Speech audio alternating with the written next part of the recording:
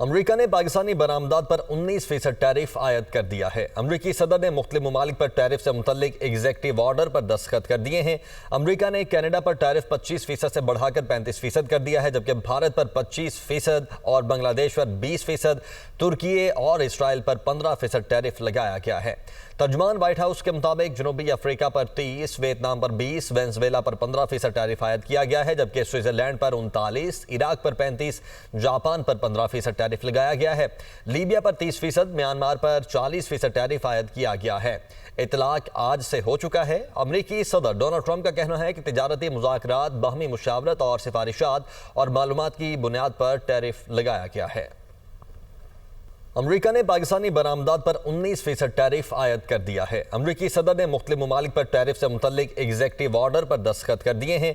अमरीका ने कनाडा पर टैरिफ 25% से बढ़ाकर 35% कर दिया है, जबकि भारत पर 25% और बांग्लादेश पर 20%, तुर्की और इसराइल पर 15% टैरिफ लगाया गया है।